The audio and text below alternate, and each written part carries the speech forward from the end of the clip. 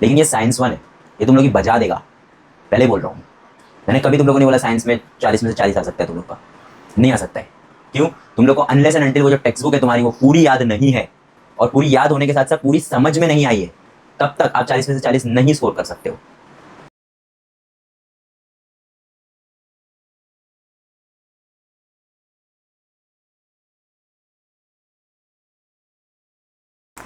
एक चीज एकदम ध्यान से सुन लो कि अभी तुम्हारे 2 पेपर बचे जो तुम्हारे खराब जा सकते हैं, ठीक है? साइंस 1 और साइंस 2। मैं तुम लोग को ना PDF भेजता हूँ, पूरा नहीं है वो 2 मार्क के क्वेश्चन है, 3 मार्क के क्वेश्चन है और 5 मार्क के ही क्वेश्चन है उसके अंदर, ठीक है? MCQs वगैरह नहीं है। लेकिन अगर 2 मार्क्स और 3 मार्क्स के क्वेश्चन तुम लोग पढ़ोगे, फिज़िक्स के इतने घुमा फिरा के नहीं पूछे हुए, जो चैप्टर्स अपने हो गए हैं वो सारे फिज़िक्स के चैप्टर, जैसे चैप्टर नंबर 1 ग्रेविटेशन, उसमें कुछ घुमा फिरा के पूछने लायक नहीं है। फिर चैप्टर नंबर 5 क्या है? हीट है। चैप्टर नंबर 4 इलेक्ट्रिक करंट है। और चैप्टर नंबर 6, चैप्टर नंबर 7, इसमें जितना भी तुम लोगों को घुमा फिरा के पूछा जा सकता है तुम लोगों को सब मालूम है, क्योंकि इन डिटेल एक्सप्लेन किया हुआ है वो सब कुछ। केमिस्ट्री में इन डिटेल एक्सप्लेन करने के बाद भी इतने सारे ऐसे ऐसे क्वेश्चंस हैं जो वो लोग हर साल न्यू बना रहे हैं, हर साल, ठीक है? जैसे हम लोग अभी जो चैप्टर स्टार्ट करने वाले हैं पीरियोडिक क्लासिफिकेशन, ये तुम लोग को लगे कि इसके अंदर क्या ही पढ़ने को है, ठीक है? लेकिन अगर सिर्फ मैं तुम लोगों को टेबल बताऊं, इसका जो अपना पीरियोडिक टेबल है, पीरियोडिक टेबल पे कम से कम 6 न्यू क्वेश्चन है हर साल 6 न्यू क्वेश्चन, ठीक है? वो क्वेश्चन हम लोग जो है ना डिस्कस करेंगे, और वो क्वेश्चंस के हिसाब से तुम लोग को समझने का है कि किस तरीके का आपको जो है क्वेश्चन पूछा जाता है। याद रख लो, कोई भी डायरेक्ट क्वेश्चन तुम लोग को साइंस 1 के पेपर में पूछने वाला नहीं है। अपना दिमाग उस तरीके से सेट करके जाओ कि वाओ ये तो क्वेश्चन मैं पढ़ के आया था। आंसर तुमने पढ़े होगे उसका, ठीक है? आंसर तुमको मालूम होगा, लेकिन क्वेश्चन डेफिनेटली 110% अलग होएगा। और ओपन एंडेड क्वेश्चन 50% तुम्हारे पेपर में तुमको दिखने वाला है। जो तुम्हारा मूड ख़राब कैसा करेंगे पता है? 5 मार्क का क्वेश्चन मूड ख़राब नहीं करता है, 3 मार्क का क्वेश्चन मूड नहीं ख़राब करता है। मूड ख़राब करते हैं ऑब्जेक्टिव्स बहुत बिल्ले पूछते हैं। कल या परसों कोई, कल ही किसी ने कमेंट किया कि सर आप इतना बड़ा बड़ा वीडियो क्यों बनाते हो, इतना टाइम नहीं हम लोग के पास देखने का, खाली मैं ये डाल दिया करो ना। मेरा दिमाग ख़राब हो गया। मैं बोला बचका ने, तू साइंस 1 का पेपर दे रहा है, कौन सा पेपर देने जा रहा है? हिस्ट्री ज्योग्राफी दे रहा है क्या? हिस्ट्री ज्योग्राफी में मैं खाली ऐसे स्लाइड करता हूँ, निकालता हूँ तुम लोग का एक्सरसाइज, क्वेश्चन मार्क कराता हूँ, बात ख़त्म हो गई। उसमें डायरेक्ट आता है, उसमें तुमको एक वर्ड चेंज नहीं करके देंगे वो लोग, ठीक है? लेकिन ये साइंस 1 है, ये तुम लोग की बजा देगा, पहले ही बोल रहा हूँ। मैंने कभी तुम लोगों ने बोला साइंस में 40 में से 40 आ सकता है तुम लोग का, नहीं आ सकता है। क्यों? तुम लोग को अनलेस एंड अनटिल वो जो टेक्स्ट बुक है तुम्हारी वो पूरी याद नहीं है, और पूरी याद होने के साथ साथ पूरी समझ में नहीं आई है, तब तक आप 40 में से 40 नहीं स्कोर कर सकते हो। मैंने तुम लोग को बहुत सारे एग्जाम्पल्स दे चुका हूँ MCQs के ही। MCQ में तुम लोग बाहर निकल के डिस्कस करोगे, तुम लोगों को लगेगा गया 1 मार्क, गया 2 मार्क। फिर तुम लोग MCQ के आगे कुछ डिस्कस ही नहीं करोगे, क्यों बोले डिस्कस करेंगे और कम होते जाएगा। वो रील आती है ना, 40 में से 40 ऐसा ऊपर लिखा हुआ है, फिर डिस्कस कर रहे 18 12 6 फेल, चुपचाप घर चला गया। वो हिसाब किताब साइंस 1 में होता है, तो तुक्का भी नहीं मार पाओगे आप कुछ। चलो MCQ तो तुक्का मार लोगे, 1 मार्क्स वाले क्वेश्चन भी आप तुक्का नहीं मार पाओगे। इस तरीके के क्वेश्चन बनते हैं। और सबसे ज़्यादा अगर तुम लोगों को कोई परेशानी होने वाली है साइंस 1 के पेपर में, तो वो होएगी केमिस्ट्री वाले क्वेश्चंस में। फिज़िक्स वाले क्वेश्चन वो लोग दे देते तुमको प्यार से, उसमें कुछ घुमा फिरा नहीं सकते वो लोग। तुम लोग को आधा केमिकल रिएक्शन दिया हुआ है, आधा केमिकल रिएक्शन बोलेगा लिखो, ये तो चलो फिर भी ईजी है, आप कुछ ना कुछ घुमा फिरा के लिख दोगे कि भाई ये CuSO4 है, ये Fe, तो हो सकता है FeSO4 हो जाए और Cu अलग हो जाए। से तुक्का मार के तुम लिख सकते हो, आंसर सही है वैसे, तुम लोग तुक्का मार के लिख सकते हो, ठीक है? लेकिन तुम लोग को बोल देगा कि इथेनॉल प्लस पेट्रोल का रिएक्शन लिखो, तुम लोग सीधा नेक्स्ट क्वेश्चन। समझ में आया क्या? इस तरीके के क्वेश्चन तुम लोगों को पूछता है केमिस्ट्री में, ठीक है। तो तुम लोगों के पास क्वेश्चन होना बहुत ज़्यादा ज़रूरी है। अगर आप लोगों को केमिस्ट्री के साथ, देखो मैं नहीं ये बोल रहा हूँ कि 5 मार्क का क्वेश्चन तुम लोग को बहुत ईजी आने वाला है, ईजी नहीं आएगा। पिछले साल तो पैराग्राफ दे दिए थे, कार्बन कंपाउंड के पैराग्राफ दे दे रहे वो लोग, बच्चे इतना पढ़ के जा रहे, क्या आ रहा है पैराग्राफ, पैराग्राफ में से क्वेश्चन ढूंढ के लिखो। हालांकि साइंस 1 में ये बहुत कम पूछते, आज तक खाली 2 या 3 बार ऐसा हुआ होगा कि उन लोग ने पैराग्राफ डाले हैं। 5 मार्क के लिए एक ही बार पैराग्राफ आया है। ज़्यादातर वो लोग फिज़िक्स में ये चीज़ करते हैं कि भाई एक डायग्राम बना के दे दिया इलेक्ट्रिक मोटर या इलेक्ट्रिक जनरेटर का या किसी चीज़ का, और उसके ऊपर क्वेश्चन पहले जा रहे हैं, 5-5 क्वेश्चन पूछ लेते हैं। वो बहुत आसान होता है, किसी चीज़ के बारे में 5 एक लाइन के आंसर देना बहुत आसान होता है, 5 मार्क पूरे मिलते हैं उसमें। वही चीज़ को अगर वो तुम पे डाल दे कि भाई बनाओ, आइज़ वाइज समझा दो हम लोगों को, ठीक है, डायग्राम वायग्राम भी खुद बनाओ, तो भारी पड़ता है। कभी कभार वो लोग बोलते हैं कि भाई डायग्राम बना दो आइस का, और फिर उसके नीचे 2-3 क्वेश्चन और पूछ लेते हैं, 5 मार्क पूरा कंप्लीट करते हैं, ठीक है। तो 5 मार्क्स 3 मार्क्स वाले क्वेश्चन में डरने की ज़रूरत ही नहीं है। हम लोग को जो एक्चुअल प्रिपरेशन करने का है ना, अगर बहुत अच्छे मार्क्स चाहिए और ऐसा सड़ा हुआ मुँह देख के लेकर के नहीं निकलना है अगर एग्जामिनेशन हॉल से, तो अपने को ऑब्जेक्टिव सही करना पड़ेगा। और 2 मार्क्स वाले क्वेश्चन, गिव रीज़न भी रिपीट हो जाएंगे, लेकिन ऑब्जेक्टिव्स, और अगर तुम लोगों का नेम द फॉलोइंग, को रिलेशन, ये सब जितनी चीज़ें आती है, ये सब अगर सही करने का है तो तुम लोगों को चैप्टर समझ के एक बार वापस से पढ़ना पड़ेगा, ठीक है। और वो चीज़ जो है मैं यहाँ पे तुम लोगों को बताने वाला हूँ। स्टार्ट करते हैं हम लोग with your periodic classification of elements. ये सबसे बड़ा चैप्टर है। कार्बन कंपाउंड से ज़्यादा क्वेश्चन बनते हैं इसमें, कार्बन कंपाउंड में कोई क्वेश्चन नहीं बन रहा है। तुम लोगों को बताऊँगा, एक ही चीज़ वो लोग बार बार पूछे जा रहे हैं। 3 चीज़ है उनके पास पूछने के लिए कार्बन कंपाउंड में, उससे ज़्यादा वो कुछ पूछ रहे नहीं है। उससे ज़्यादा अगर कुछ पूछेंगे तो वो हटा देना, सीधा सीधा ऑप्शन में, ठीक है। कार्बन कंपाउंड का ज़्यादा स्ट्रेस लेने की ज़रूरत नहीं है, लेकिन कब, जब ये सारे चैप्टर्स तुम अच्छे से करके जाओगे तब, ठीक है। पीरियोडिक क्लासिफिकेशन में तुमको क्या लगता है सबसे ज़्यादा पहले इंपॉर्टेंट क्या है? ये है ना, ये डॉबरनियर-स्ट्राइड जो है ये सबसे इंपॉर्टेंट है, ठीक है। क्या पूछता है इसके अंदर? इसके अंदर आपको सीधा सीधा ये नहीं पूछता कि भाई डिफाइन करो, ठीक है, ऐसा नहीं पूछता है। क्या पूछेगा तो फिर, ये देखो यहाँ पे ये सब दिख रहा है ना, ये क्वेश्चंस आप लोगों को डाल देते हैं वो लोग कि डॉबरनियर-स्ट्राइड फॉलो कर रहे हैं कि नहीं, ये बताओ, ठीक है। फिर या तो फिर ये एक तुम लोगों को पूरा दे देंगे और बीच में का ये कुछ गायब कर देंगे, ये कुछ गायब कर देंगे, दोनों में से कुछ, तीनों में से कुछ एक आध गायब कर देंगे और फिर इन द ब्लैंक्स टाइप दे देंगे, ठीक है। ये ऐसे टाइप्स के क्वेश्चन पूछते हैं। फिर ये हो गया, ये इंडिविजुअल की बात कर रहा हूँ, ये इंडिविजुअल हो गया। फिर उसके बाद आते हैं हम लोग किस पे, न्यूलैंड ऑक्टेव्स। न्यूलैंड ऑक्टेव्स में सबसे पहले तो इसका क्या आएगा, डिफाइन आएगा। इंडिविजुअल की बात कर रहा हूँ, मिला जुला के तीनों का एक और क्वेश्चन बनता है, वो बाद में बताऊँगा, ठीक है। ये हो गया डिफाइन इसका। फिर इसके बाद जो है ये लोग क्या पूछते हैं, इसका डाउनफॉल कैसा हुआ, याद है ना, हाँ, क्या क्या इसने गलत किया, 2-2 एलिमेंट्स एक में ही डाल दिया, 3-4 एलिमेंट्स, कौन से एलिमेंट्स के बाद उसका जो भी वो एड़े चाले करना चाह रहा था वो फॉलो नहीं कर रहा था, है ना। ये 2 उसके क्या है, डीमेरिट्स है। क्या है उसके, ये डीमेरिट्स ऑफ न्यूलैंड। ये अपने को पूछ सकता है एग्जामिनेशन में, क्योंकि पूछा है, ठीक है। तो 2 है, वो अपने को एक्सप्लेन करने का है कि भाई इसने एक प्लेस में 2 एलिमेंट डाल दिया था। एक तो सबसे पहले ये था, फिर उसके बाद moreover he places some different example same note in octave, for example Newland places blah blah blah. ये 2 डाल दिया था, कोबाल्ट और निकल एक साथ डाल दिया, बवाला कर दिया उन लोग का। किधर है, कौन से एलिमेंट के बाद उसका फॉलो करना बंद कर दिया था, कैल्शियम के बाद। कैल्शियम के बाद क्या हुआ था, इसने जो भी इसका ये बनाया था, इसने क्या बनाया था, इसने ये एक्चुअली ये बोलना चाह रहा था कि हर पहला एलिमेंट हर 8वें एलिमेंट से सेम प्रॉपर्टी शेयर करेगा, ठीक है। हर दूसरा एलिमेंट 9वें एलिमेंट से, हर तीसरा एलिमेंट 10वें एलिमेंट से। इस तरीके से इसने एक टेबल बनाया था। और क्योंकि ये 8-8 का एक ग्रुप बना रहा था, इसके लिए इसके जो टेबल को क्या बोला जा रहा था, ऑक्टेव्स। समझ में आया, ठीक है। कुछ भी अनटर्न नहीं छोड़ने का, जो भी अपने को समझ में आ रहा है सब याद रखने का। फिर कौन आया, मेंडलीव आया, ठीक है।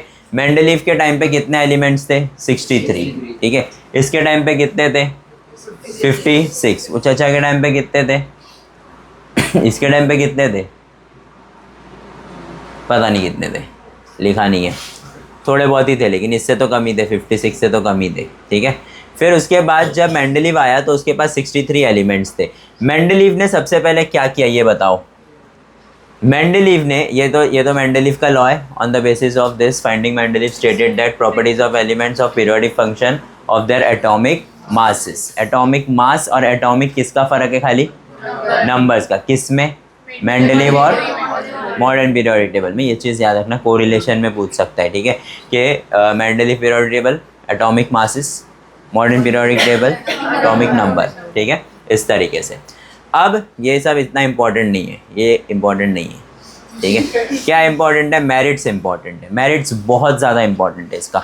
अगर इसके अंदर अपने को क्वेश्चन बनाने का है इन लोगों को, तो इन लोग 3 क्वेश्चन बनाते हैं। एक तो तुम लोगों को क्या पूछ लेंगे, डेफिनेशन।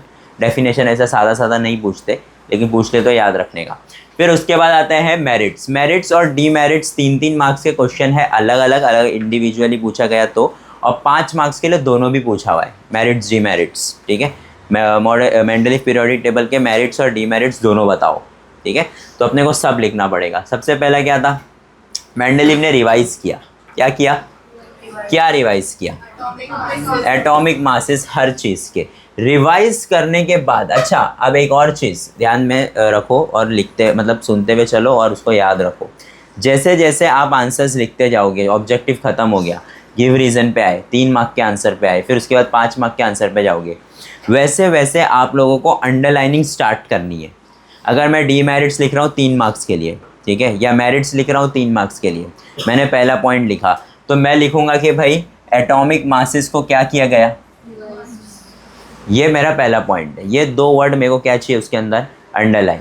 ये 2 वर्ड अंडरलाइन करने के बाद मैं उसका एग्जाम्पल दूंगा कि उसने रिवाइज जब किया तो कुछ तो गलत मिला होगा ना। तो क्या गलत मिला उसको उसको गलत मिला बेरिलियम।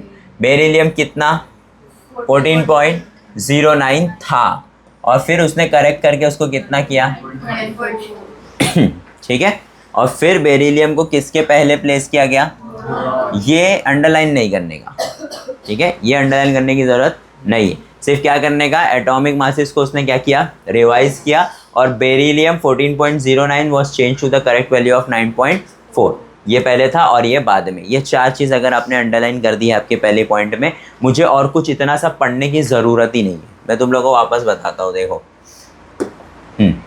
देखो, अगर मैं कर दूँ एटॉमिक मासेस रिवाइज्ड बेरिलियम 14.09 और 9.4, देखो ये इतने बड़े में लिखे हुए में कितना सही दिख रहा है तुम लोगों को, दिख रहा है। तुमको पढ़ने की ज़रूरत है नहीं, तुम अगर रिवाइज कर रहे हो, तुमको आता है इंग्लिश लिखने, तो बस अगर तुमने ये पढ़ लिया एटॉमिक मासेस क्या किया उसने, रिवाइज। एग्जाम्पल में बेरिलियम 14.09 था और सही वैल्यू कितनी लाया उसने, 9.4, ख़त्म हो गई बात, तुमको मार्क्स मिलेंगे। ये चीज़ जो साइंस 1 का तुम लोग पेपर लिखने जा रहे हो, इसमें 2 चीज़ों पे फोकस होना तुम्हारा बहुत ज़्यादा ज़रूरी है। एक तुम्हारा प्रेजेंटेशन और एक तुम क्या लाए हो, ठीक है। इसमें ठोकम ठाकी चलती नहीं है। तुमको ऐसा लग रहा है कि यार 3 मार्क का आंसर है और मेरा तो 6 लाइन में ही ख़त्म हो गया, 3 मार्क्स मिलेंगे पूरे, साइंस है ये। तुमको जितना पूछा गया था अगर तुमने उतना लिख दिए हो, तुमको पूरे मार्क्स मिलेंगे। तो ये नहीं सोचने का सर मैं इतना छोटा लिख रहा हूँ मार्क्स मिलेगा क्या, ऐसा कुछ नहीं है। बस इतना इम्पॉर्टेंट है कि जो तुमको पूछा गया है क्या तुमने उसके बारे में सब कुछ बताया या नहीं, ठीक है। ये तुम्हारा स्कूल नहीं है, तुम्हारे टीचर को लंबा लंबा आंसर पसंद है, नहीं। यहाँ पर लंबे आंसर किसी को नहीं पसंद आते, किसी को नहीं, क्योंकि जितना लंबा तुम लिखोगे उतना उनका टाइम वेस्ट होता है पढ़ने में। किसी को लंबे आंसर्स नहीं पसंद। शॉर्ट आंसर्स, अच्छा प्रेजेंटेशन और मेन पॉइंट्स को अंडरलाइन आपको फुल मार्क्स देगा। आया समझ में। नेक्स्ट पॉइंट में क्या हुआ, नेक्स्ट पॉइंट में कुछ वेकेंट प्लेसेस छोड़ दिया इसने, है ना। प्रेडिक्शंस किया उसने कि ये आ सकता है, वेकेंट प्लेसेस छोड़ा, और फिर क्या बोला कि 3 न्यू एलिमेंट्स आ सकते हैं, एक का बोरॉन, एक का एल्यूमिनियम और एक का सिलिकॉन, ठीक है। फिर उसने उनका क्या बता दिया, एटॉमिक मासेस भी बता दिया, और फिर फ्यूचर में ऐसे ऐसे एलिमेंट्स आ भी गए जिनका नाम क्या रखा गया, स्कैंडियम, गैलियम और जर्मेनियम। देखो सेकंड पॉइंट, पढ़ने की ज़रूरत पड़नी चाहिए क्या हो गया, वेकेंट प्लेसेस छोड़ा, एलिमेंट्स के नाम बताया, एटॉमिक मासेस बताया, और फ्यूचर में वैसे एलिमेंट्स आ गए। समझ में आया? ये हो गया तुम लोग का कौन सा पॉइंट, सेकेंड पॉइंट। फिर उसके बाद बारी आती है किसकी, थर्ड पॉइंट। थर्ड पॉइंट क्या है, there was no place reserve for noble gases underline करने का in Mendeleev original periodic table. However when noble gases such as helium, neon and argon were discovered towards the end of the 19th century, Mendeleev created zero group without disturbing the original periodic table in which noble gases were fitted very well. सबसे पहली बात तो उसके periodic table में जगह थी नहीं, लेकिन आ गया कुछ ना कुछ नया। क्या नया आया, आर्गन, हीलियम और नियॉन। तो उसने अपने ओरिजिनल टेबल को डिस्टर्ब किए बगैर एक नया टेबल बना दिया उसी के जस्ट नीचे, जिसको उसने क्या नाम दिया, क्योंकि वो 1 2 3 4 दे चुका था ना, है ना, तो अब उसने उससे पहले क्या नाम दे दिया, ज़ीरो ग्रुप। ज़ीरो ग्रुप में डाल दिया इन लोगों को। समझ में आ गया? ये उसके क्या थे, 3 मेरिट्स थे, विदाउट टेबल डिस्टर्ब किए हुए और प्रेडिक्शंस करके और एटॉमिक मासेस रिवाइज करके एकदम हीरो बन चुका था वो, ठीक है। लेकिन फिर क्या हुआ, फिर उसके शॉर्ट हो गए। डीमेरिट्स में सबसे पहला और सबसे इंपॉर्टेंट पॉइंट क्या है, the whole number of atomic masses of element cobalt and nickel is same. दोनों कोबाल्ट और निकल का एटॉमिक मास क्या था, सेम। ये 4 चीज़ें अंडरलाइन होनी चाहिए। तो ये था कि भाई कोबाल्ट को पहले क्यों और निकल को बाद में क्यों, ये क्या था, एम्बिग्विटी। एम्बिग्विटी मालूम है ना, लफड़ा। एम्बिग्विटी था कि भाई उसी को पहले क्यों, इसको बाद में क्यों। ये इतना कुछ खास था नहीं, अगर वो बोलता कि हाँ भाई ले ले फिर कर लेता हूँ ऐसा, तो भी कुछ होता नहीं। लेकिन उसके बाद इसको बहुत गंदा फंसा है। कैसा फंसा है देखो। दूसरा, आइसोटोप्स। आइसोटोप्स क्या होता है, लिखे होगे तुम लोग ने अपने टेक्स्ट बुक में। Isotopes were discovered long after Mendeleev put forth the periodic table, as isotopes have same chemical properties but different atomic masses अलग रहता है, लेकिन chemical property क्या रहती है, सेम। अब जब इसने अरेंज किया था तो इसने सब चीज़ें पढ़ा था, हर एक चीज़ इसने पढ़ाई की थी उसके बारे में, एटॉमिक नंबर को छोड़ के, क्योंकि तब तक ऐसा कुछ दिमाग में था भी नहीं इनके। केमिकल प्रॉपर्टीज़, फिज़िकल प्रॉपर्टीज़, हर एक चीज़ इसने स्टडी की, और हर एक चीज़ जो मिलती जुलती थी सबको बैठा करके, यानी डॉबर्नियर्स ने जो बोला था, न्यूलैंड ने जो बोला था, सब कुछ मिला जुला करके इसने अपना टेबल बनाया था। अब जब केमिकल प्रॉपर्टी सेम आने लगी तो उसने सोचा कि केमिकल प्रॉपर्टी के हिसाब से जो नया एलिमेंट आया है वो इसके साथ होना चाहिए, लेकिन इनका एटॉमिक मास तो क्या हो रहा है, मैच हो रहा नहीं है। मतलब ये 50 है, ये 60 है, और बीच में आ रहा है 75, लेकिन केमिकल प्रॉपर्टी के हिसाब से वो वहीं होना चाहिए। तो ये वहाँ पे क्या हो गया, फंस गया। उनका नाम क्या था जिसने फंसाया, आइसोटोप्स। तो आइसोटोप सबसे पहले होता क्या है, जिनका केमिकल प्रॉपर्टी क्या होता है, सेम, लेकिन एटॉमिक मास क्या होता है, अलग। इसका डिफाइन पूछ सकते हैं तुम लोग को, डिफाइन आइसोटोप्स, क्योंकि तुम लोग को साफ साफ इधर उन लोगों ने डिफाइन करके बताए हैं, तो बताए हैं तो पूछ भी सकते हैं, ठीक है। फिर a challenge was posed in placing them in Mendeleev periodic table. Isotopes का लफड़ा चल रहा था। अब वो ये लफड़ा खत्म भी नहीं हुआ था कि कौन आ गया, when elements are arranged in increasing order of atomic masses, the atomic masses does not appear to be uniform. Uniform नहीं था, मतलब पहला 1 था, दूसरा 2 था, तीसरा 5 था, 5 के बाद 10 आ गया, 10 के बाद 25 आ गया। तो इनका जो बढ़ना था वो क्या था, यूनिफॉर्म नहीं था। अब 10 के बाद अगर 25 आया है तो बीच में 15 का गैप है, और बीच में कोई भी डब्बा छूटा नहीं है। कल को अगर कोई ऐसा मास ऐसा एलिमेंट आ गया जो 20 हो जिसका एटॉमिक मास, तो उसको कहाँ डालेगा, समझ में आया। तो ये चीज़ उसको खटक रही थी। फिर ये सब चल जाता उन लोग को, सब चल जाता, सब सही कर सकता था वो, लेकिन सबसे बड़ी गलती क्या हो गई उससे, हाइड्रोजन। क्या हो गई, तो भाई मेन जिस चीज़ ने मेंडलीव की बजाया है वो कौन है, पोजीशन ऑफ हाइड्रोजन है क्या, ध्यान से सुनो। पोजीशन जो हाइड्रोजन जो है सिमिलैरिटी दिखाता है किससे, halogens. Halogens are very important, question बना हुआ है इसके ऊपर, ठीक है, कि हेलोजेंस क्या होते हैं, हेलोजेंस का वैलेंसी क्या होता है, ये पूछा हुआ है। बता सकते हो, Write modern periodic table law, write the number of periods and groups and what is the valency of halogens. 70. Halogens का valency, valency, valency, valency होता है 1. कितना होता है? वैलेंसी का मतलब होता है बच्चों कि आउटर मोस्ट शेल कंप्लीट करने के लिए, क्या करने के लिए?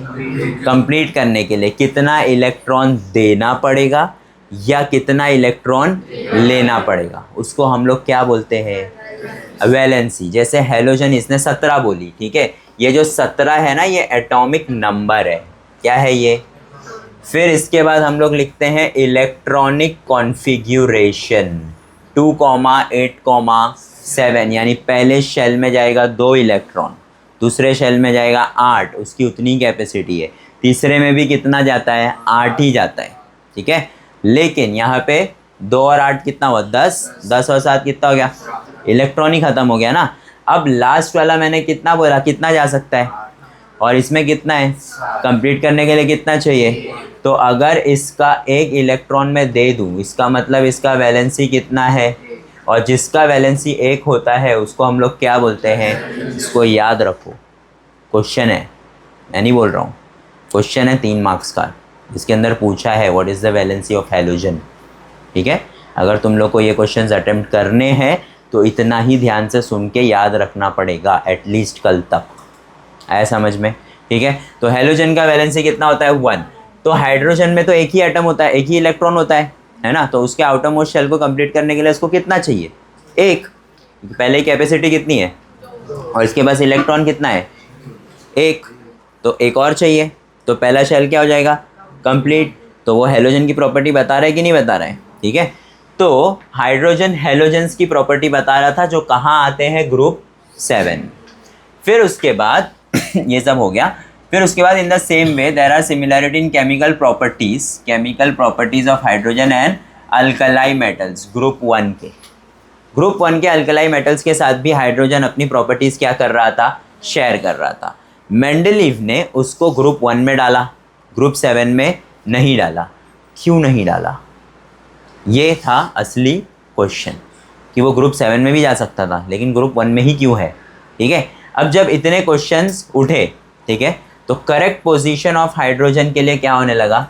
लफड़ा होने लगा कि भाई ग्रुप 1 में होना चाहिए या ग्रुप 7 में, जिसका उसके पास कोई जवाब था नहीं. और फिर इसके बाद जो है ये 4 अपराध के बाद उसको क्या कर दिया गया? स्थगित कर दिया गया, हटा दिया गया, बोले चलते बन जा. फिर उसके बाद कौन आया?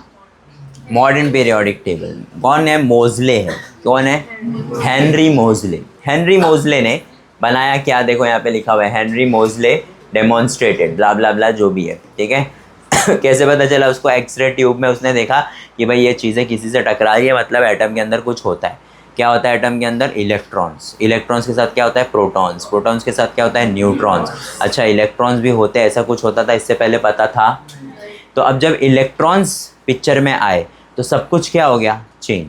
बोले एटॉमिक मास पे डिपेंड करेगा? नहीं, ये सारी चीज़ें जो पीरियोडिक टेबल आप बना रहे हो ये डिपेंड करेगा किसके ऊपर? एटॉमिक नंबर के ऊपर. तो एटॉमिक नंबर क्या होता है? एटॉमिक नंबर होता है नंबर ऑफ प्रोटॉन्स या फिर नंबर ऑफ इलेक्ट्रॉन्स, क्योंकि दोनों सेम होता है. ठीक है, नंबर ऑफ प्रोटॉन्स और number of electrons in an atom is called as atomic number.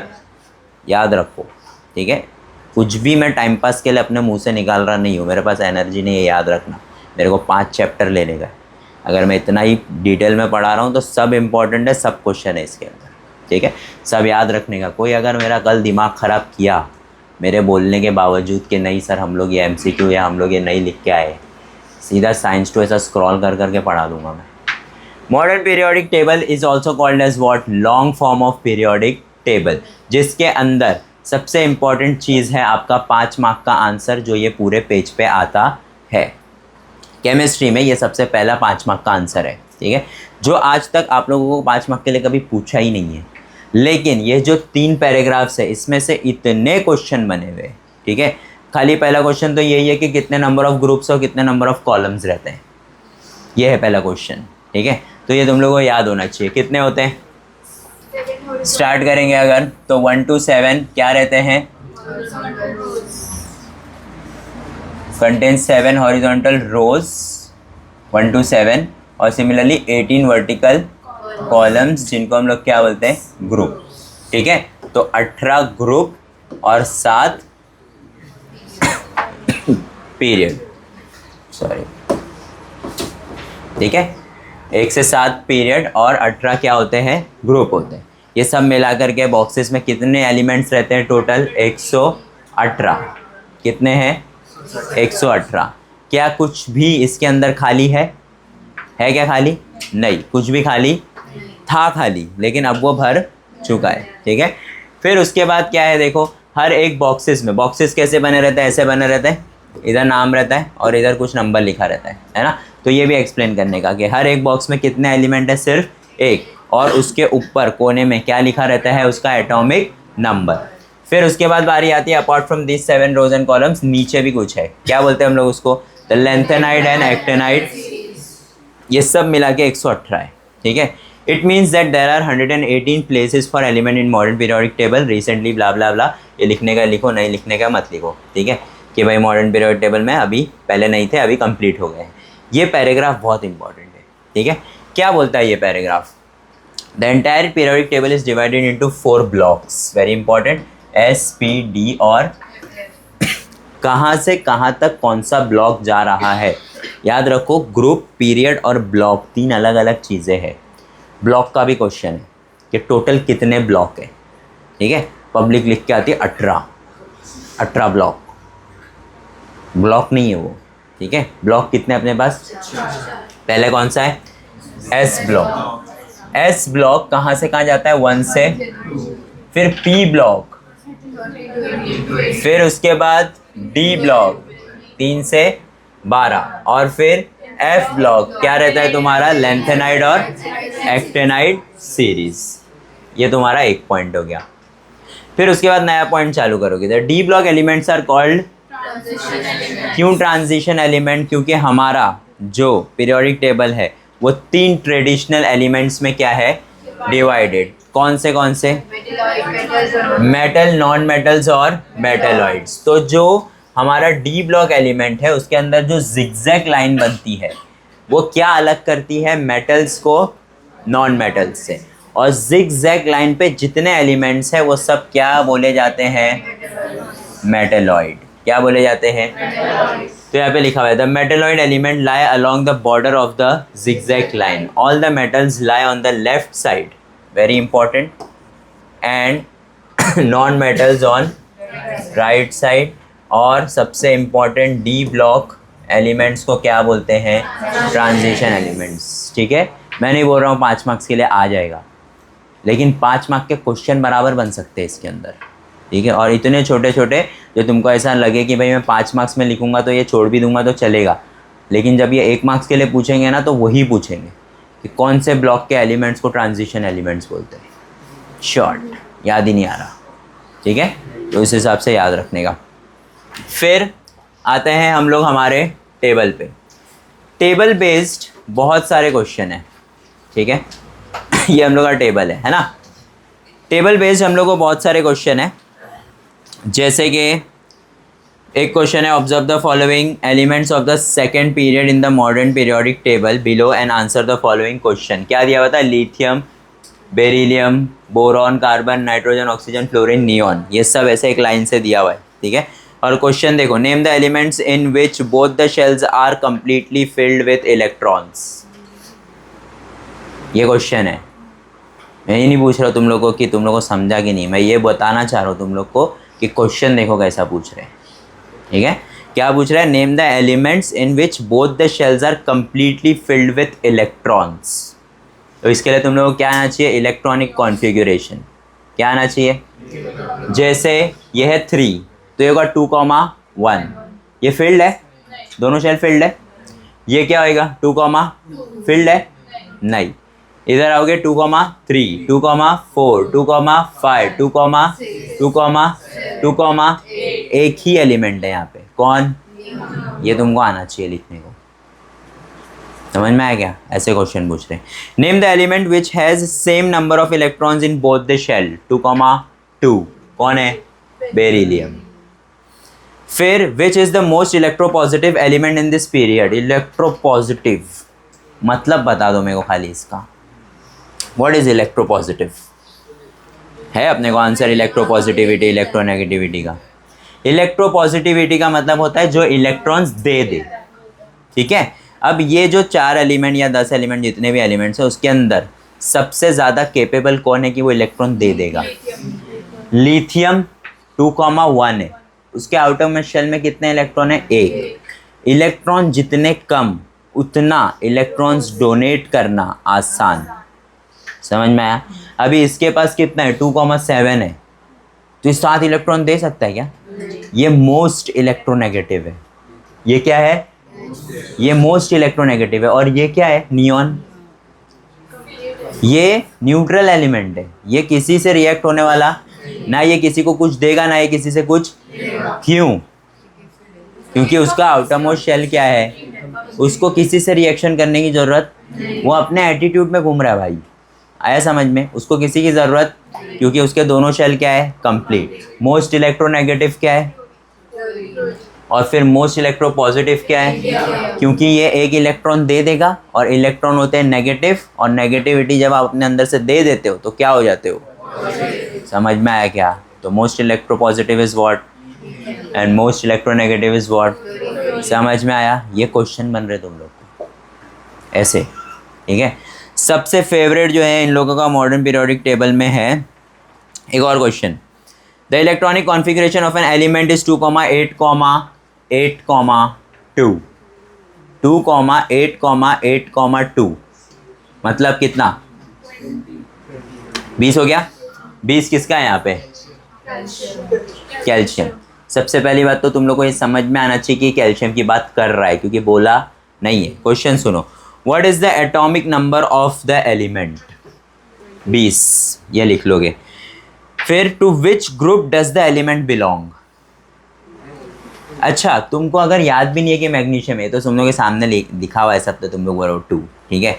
लेकिन ये चीज़ याद रखो कि अगर मेरे को पोटेशियम की बात करते वो लोग तो वो होता है 2,8,8,1, मतलब आउटरमोस्ट शेल में कितना इलेक्ट्रॉन है? 1, तो वो पहले ग्रुप में आ रहा है। 2,8,8,2 तो वो कौन से ग्रुप में आ रहा है? ठीक है। तीसरा question, in which period does the element belong? कौन से पीरियड में? कौन से पीरियड में? समझ में आया? कैसे पता चला? आउटरमोस्ट शेल मतलब इसके शेल कितने बन रहे? 4 शेल बन रहे, ठीक है। इसके लिए कौन से इसमें आ रहा है? चौथे। समझ में आया? ठीक है। फिर देखो और एक है 2,8,1 मार्च 23 का क्वेश्चन है। 11 सोडियम कौन से ग्रुप में आता है? पहले। कौन से पीरियड में आता है? तीसरे। इलेक्ट्रॉनिक कॉन्फ़िगरेशन क्या है? 2,8,1, ठीक है। वैलेंसी कितनी है इसकी? 1 है। वेरी गुड, ठीक है। ज़्यादातर ये लोग यही पूछते हैं कि एटॉमिक नंबर क्या है, कौन से ग्रुप में आता है और कौन से पीरियड में आता है। इसमें भी यही 3 क्वेश्चन है, ठीक है। फिर उसके बाद 2,8,2 इन लोगों का फेवरेट है। 2,8,2 इन लोगों ने कितनी बार पूछा पता है? 4 बार बोर्ड एग्जाम में 2,8,2 आया हुआ है। 2,8,2 is magnesium. Where is magnesium? यहाँ पर है। ग्रुप क्या है इसका? पीरियड क्या है इसका? इलेक्ट्रॉनिक कॉन्फ़िगरेशन 2,8, और ये क्या है इसका? वैलेंसी कितना है? 2 है। क्या है ये? मेटल है। क्या है ये? समझ में आ रहा है? ठीक है। फिर उसके बाद क्वेश्चन है 5 मार्क का। Atomic number of chlorine is 17, पिछले साल का क्वेश्चन है, ठीक है। 5 मार्क के लिए देखो क्या पूछ लिया 5 मार्क के लिए। Atomic number of chlorine is 17, ये तुम लोगों का क्या है? जो गिवन है। अब क्वेश्चन देखो, right the electronic configuration of the chlorine. क्या होएगा 17 का? 2,8,7, सही है। 17 हो गया। What is the number of electron in the valence shell of the chlorine? Valence shell मतलब आउटरमोस्ट शेल। आउटरमोस्ट शेल में कितना इलेक्ट्रॉन है? वैलेंस ही नहीं पूछा है। 7, ठीक है। फिर right the molecular formula of chlorine. Cl किधर है ये? वाओ, सल्फर पता हो तो तुम सल्फर के बाजू में, ठीक है। Name the type of bond in the formation of chlorine molecule. Type of bond, double bond, triple bond, single bond, कौन सा बॉन्ड? Cl2 होता है ना हमेशा, तो है कुछ भी लॉजिक, Cl2 बोला तो डबल बॉन्ड, बकवास। अच्छा, फिर उसके बाद draw the electron dot structure of chlorine molecule. Carbon और ये मिक्स करके पूछ लिया तुम लोगों, तो क्या हुआ? केमिस्ट्री है ना, केमिस्ट्री का क्वेश्चन, केमिस्ट्री।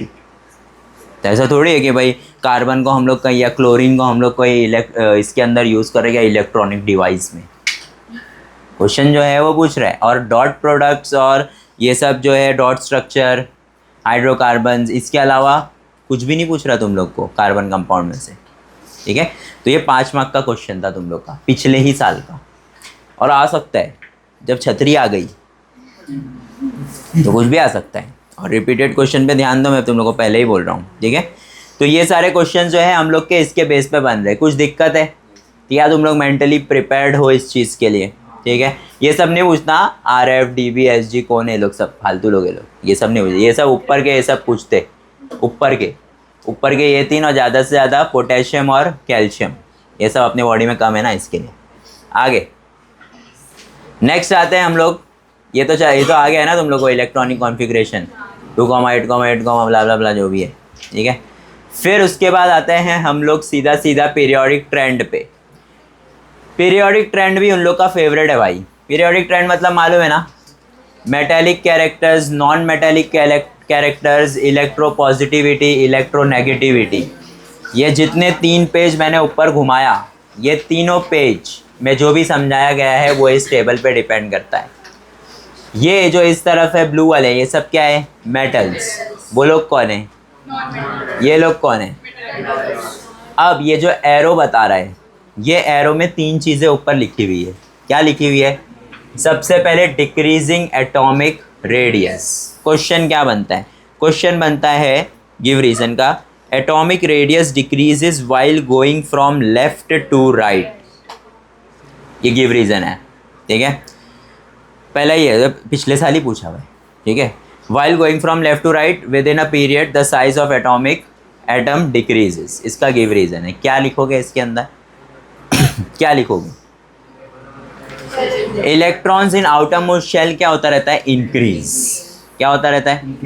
इंक्रीज होएगा।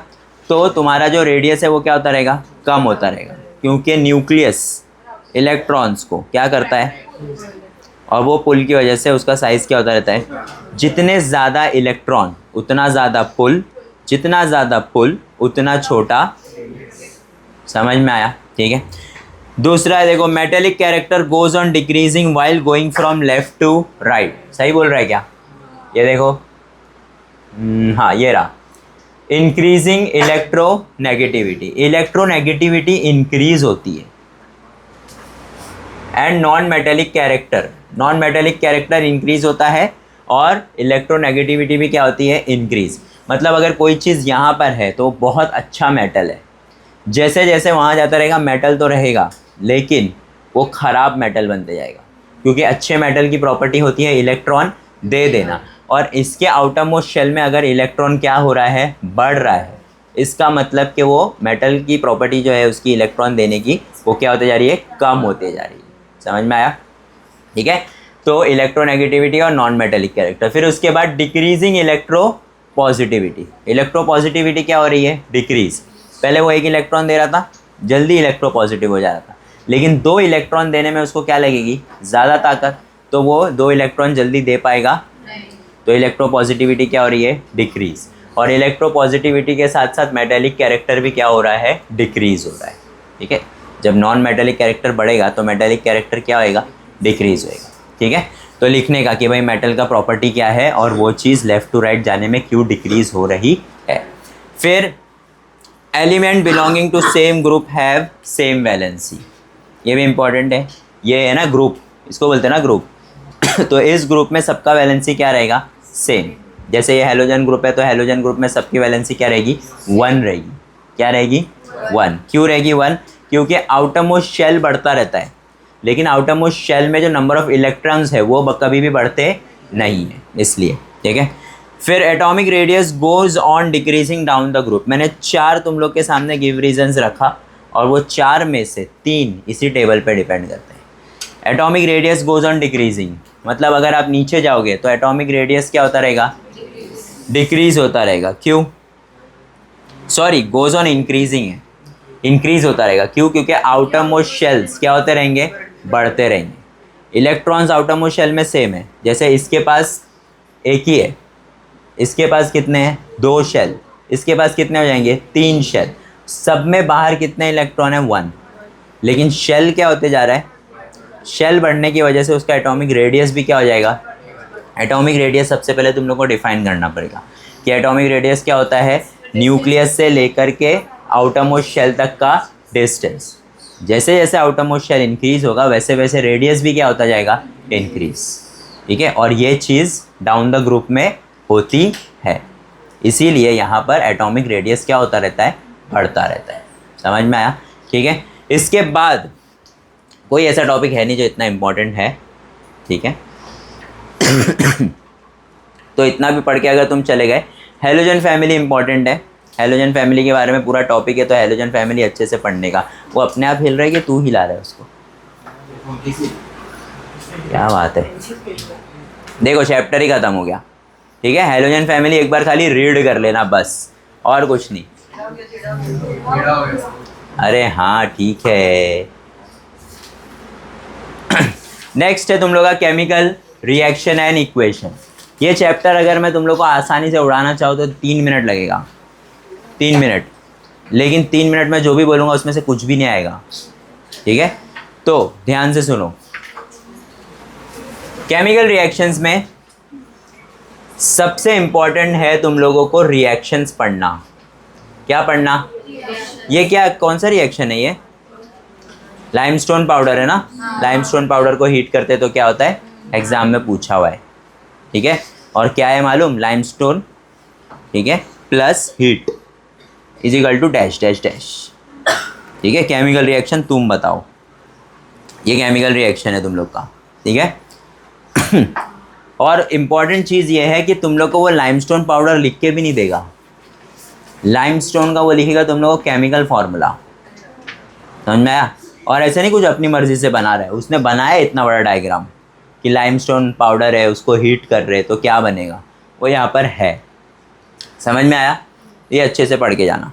फिर उसके बाद बारी आती है केमिकल इक्वेशंस की। केमिकल इक्वेशंस लिखने का तरीका जो है वो ये है, writing chemical equation. Left hand side क्या रहता है, reactants, sorry left hand side क्या रहता है, रिएक्टेंट्स, और राइट हैंड साइड क्या रहता है, प्रोडक्ट्स। बीच में क्या रहता है, एरो। एरो क्या बताता है, direction of chemical reaction. Plus की साइन क्या बताती है, ऐड हो रहा है या फिर सेपरेटेड है। ठीक है, ये बताता है हम लोगों को। फिर उसके बाद आते हैं थर्ड पॉइंट पे। थर्ड पॉइंट में हम लोग को GLS और ये सारी चीज़ें, ऊपर नीचे का एरो, मतलब क्या बता रहा है वो, जो भी हमारा एलिमेंट है उसका स्टेट क्या है, क्या वो लिक्विड में है, क्या वो गैसियस स्टेट में है, क्या वो। उसके बाद ऊपर और नीचे वाला बताता है कि ये बताता है कि तुम्हारा क्या है, वो गैसियस फॉर्म में इवेपोरेट हो रहा है। और दूसरा ये क्या बताता है, प्रेसिपिटेट, यानी कोई चीज़ नीचे जम गई है। ठीक है, फिर उसके बाद ये तुम लोग को रिएक्शन याद रखने का है। उसमें फिर आ रहा है क्या, डेल्टा। डेल्टा क्या बता रहा है कि आप रिएक्शन में हीट प्रोवाइड कर रहे हो। ठीक है, फिर ये देखो यार इसका एग्जाम्पल। फिर उसके बाद क्या आता है, दूसरी चीज़ कि हीट जब तुम अप्लाई करते हो तो ये होता है, और आपने केमिकल रिएक्शन किया और उस केमिकल रिएक्शन से हीट क्या हुआ, निकला, तो आप उसको यहाँ बताते हो। तो ये दोनों एग्जाम्पल्स तुम लोग को लिखने पड़ेंगे।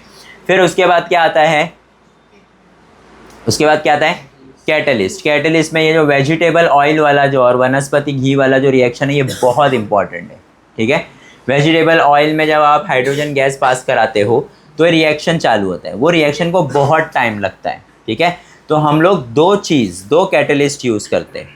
एक ये जो 60 डिग्री टेम्परेचर है ये भी कैटलिस्ट है, और जो निकल है वो भी क्या है, catalyst is anything that increases the rate of chemical reaction. Define catalyst पूछ सकता है, ठीक है। तो 60 डिग्री टेम्परेचर किए तब जाकर के वो रिएक्शन क्या हुआ, फास्ट हुआ। तो temperature and some type of chemical both are over catalyst here, इसको याद रखो। फिर उसके बाद क्या आएगा, हाँ, कॉन्सेंट्रेटेड और डाइल्यूट, ये बताने का। कॉन्सेंट्रेटेड और डाइल्यूट, कॉन्सेंट्रेटेड में क्या होता है कि कॉन्सेंट्रेटेड में हमारा जो एसिड होता है वो क्या होता है, उसके हाईएस्ट पोटेंशियल पे होता है, ठीक है। और वही एसिड को अगर आप क्या कर दो, डाइल्यूट कर दो, तो आपके केमिकल रिएक्शंस जो है वो क्या होने लगेंगे, स्लो होने लगेंगे, ठीक है। तो वो भी हम लोगों को बताना पड़ता है कि जो रिएक्शंस हम लोग कर रहे हैं उसके अंदर कॉन्सेंट्रेटेड यूज़ कर रहे हैं या डाइल्यूट। तो ये सारी चीज़ें क्या है, राइटिंग ऑफ केमिकल इक्वेशन। समझ में आ गया, 3 मार्क का क्वेश्चन है ये। फिर उसके बाद बारी आती है किसकी,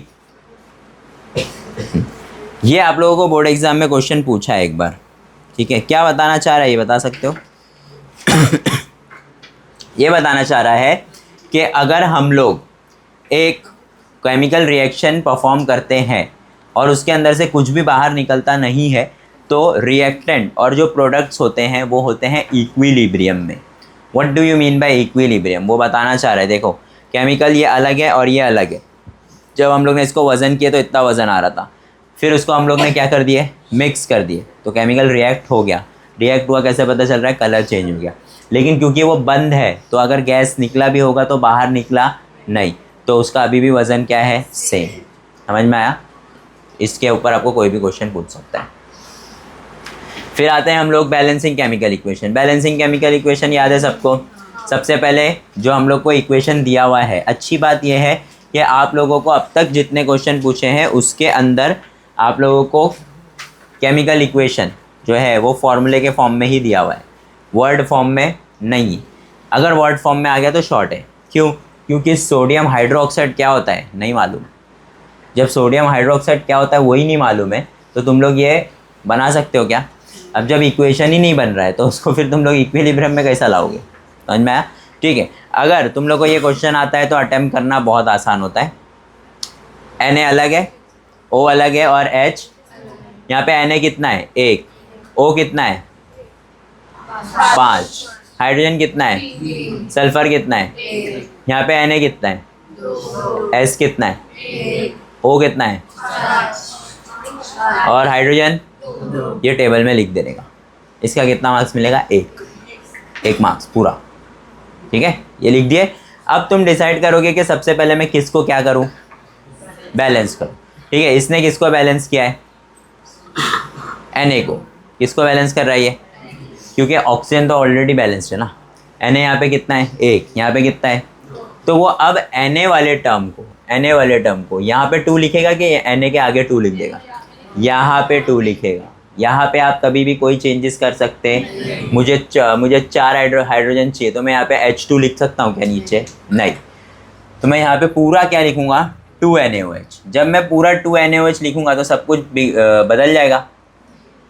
Na तो 2 हो जाएगा, लेकिन ऑक्सीजन भी 2 हो जाएगा, तो 6 हो गया, हाइड्रोजन 4 हो गया, सल्फ़र। तो अब मैं ये और ये तो बैलेंस्ड है। अब मैं किसके लिए जाऊँगा, हाइड्रोजन या तो फिर ऑक्सीजन। हाइड्रोजन और ऑक्सीजन के लिए अगर मैं जाऊँगा 2NaOH, H2SO4, 2Na, Na2SO4। अब मैं हाइड्रोजन को कर रहा हूँ अगर, तो यहाँ पे ऊपर सिर्फ H2O था, अब मैंने यहाँ पे क्या लगा दिया, 2 लगा दिया, ताकि ये 2 सा कितना हो जाए, तो ये हो जाएगा 4, ये भी हो जाएगा 4, और ये कितना हो जाएगा 6, और ये कितना है 4, तो ये भी 6 हो जाएगा, और ये भी कितना हो जाएगा 4। ये तुम लोग को ज़्यादातर सिर्फ 3 स्टेप के लिए होता है, उससे ज़्यादा बड़ा आएगा नहीं। पहला स्टेप जो दिया हुआ है वो लिखोगे, एक और चेंज करोगे और एक और चेंज करोगे तो आ जाएगा, ठीक है। उसके अंदर थोड़ा बहुत आपको एक्सप्लेनेशन लिखना ज़रूरी है कि भाई हमने इसको इससे मल्टीप्लाई करेंगे ताकि ये जो है इक्विलिब्रियम में आ सके। ये सब जो भी छोटा मोटा लिखते हैं वो लिखने का, इतना ज़्यादा एक्सप्लेनेशन करने की ज़रूरत। 3 मार्क्स के लिए आप लोग को ये बैलेंसिंग केमिकल इक्वेशन पूछ सकता है, आएगा तो करने का।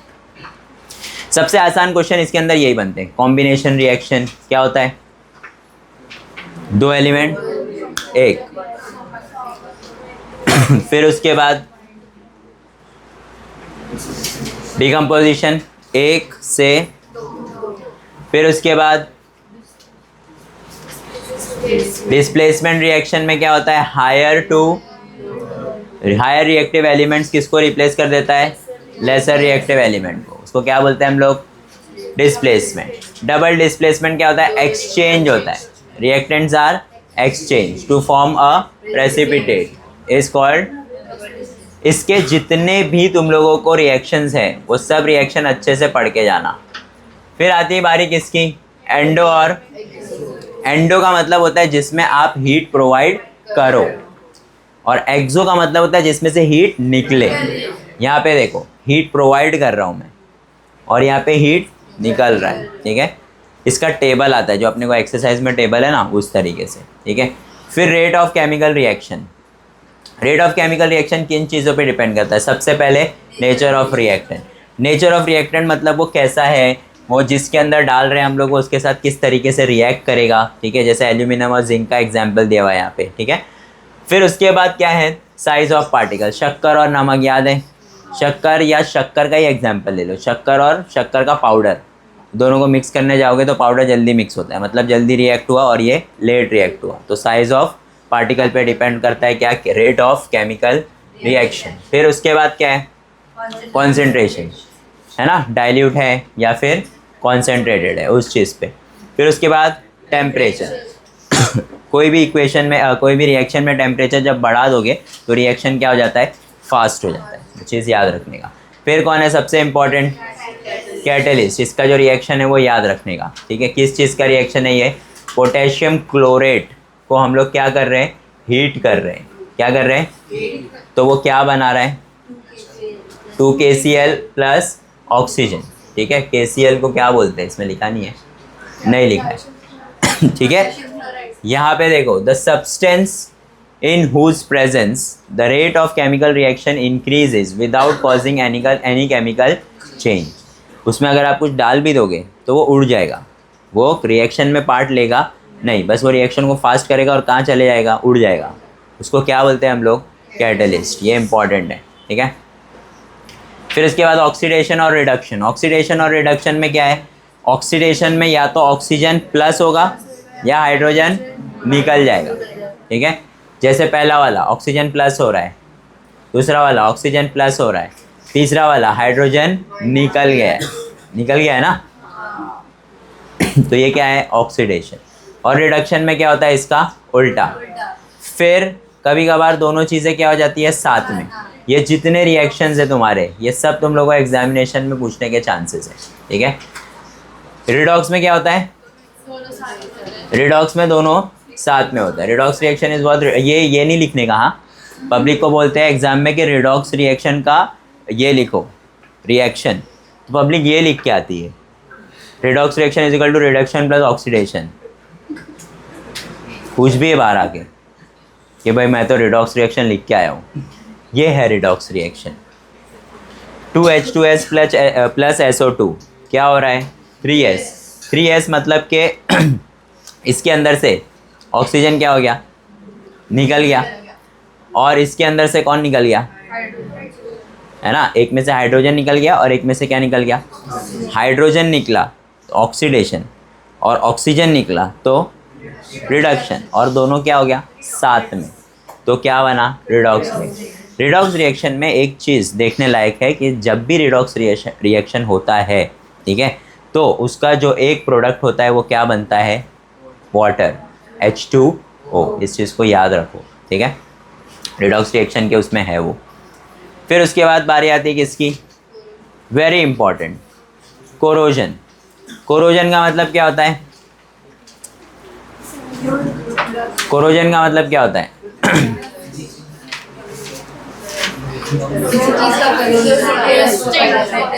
मेटल का क्या होना, डीके होना। मेटल के डीके होने को हम लोग क्या बोलते हैं, जिसमें हम लोग को इस चैप्टर में एक एग्जाम्पल दिया हुआ है आयन का। किसका, आयन जब क्या होता है, कोरोड होता है, उसको हम लोग क्या बोलते हैं, रस्टिंग बोलते हैं। क्या बोलते हैं, और ये जो रिएक्शन है ये एक्चुअली कौन सा रिएक्शन है, रिडॉक्स। क्यों, क्योंकि इसके अंदर कौन अलग हो रहा है, H2O। समझ में आया। तो उसका फॉर्मूला क्या है, Fe2O3X, ये X है। एक्स का मतलब नंबर ऑफ वाटर, 2 हो सकता है, 4 हो सकता है, 10 हो सकता है, कितना भी हो सकता है। इसके लिए वहाँ पे वो लोग क्या लिखते हैं, एक्स। Fe2O3X H2O, ठीक है। ये किसका है, रस्ट का।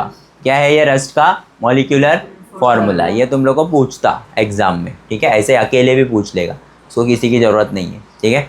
लेकिन सबसे इम्पॉर्टेंट है ये तुम लोग का 3-4 स्टेप, ये याद करके जाने का अच्छे से। अगर तुम लोग को पूछ लिया रस्टिंग ऑफ आयरन का प्रोसेस, तो ये तुम लोग को लिखना पड़ेगा, इसके बगैर चलेगा नहीं। इसके बगैर तुम 3 पेज लिख दो कि आयरन किस तरीके से रस्ट होता है, उन लोगों को नहीं चाहिए। उन लोगों को चाहिए ये अजीब अजीब से नंबर वाले अल्फ़ाबेट्स और ये एरो, जिसको हम लोग केमिकल रिएक्शन बोलते हैं। ये 3 चीज़ लिखोगे स्टेप वाइज तो तुमको मार्क्स मिलेगा, ठीक है। फिर बारी आती है नेक्स्ट, रेंसिडिटी। रेंसिडिटी कभी एग्जामिनेशन में पूछे नहीं है, ठीक है। लेकिन क्या होता है रेंसिडिटी, स्मेल आती है, किस में से, खाने में से, तेल वेल की वजह से, सारी चीज़ों की वजह से, उसको क्या बोलते हैं हम लोग, ठीक है।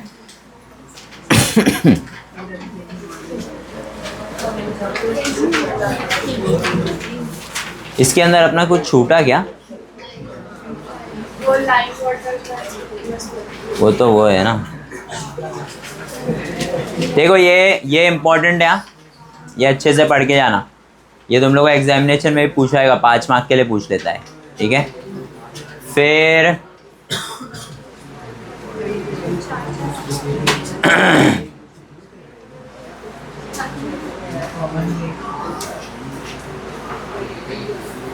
रिएक्टिविटी ऑफ वो का है, नहीं है क्या इसमें नहीं है क्या। हाँ ये देखो, ये भी तुम लोग को पूछा है। शांत रहो भाई जरा।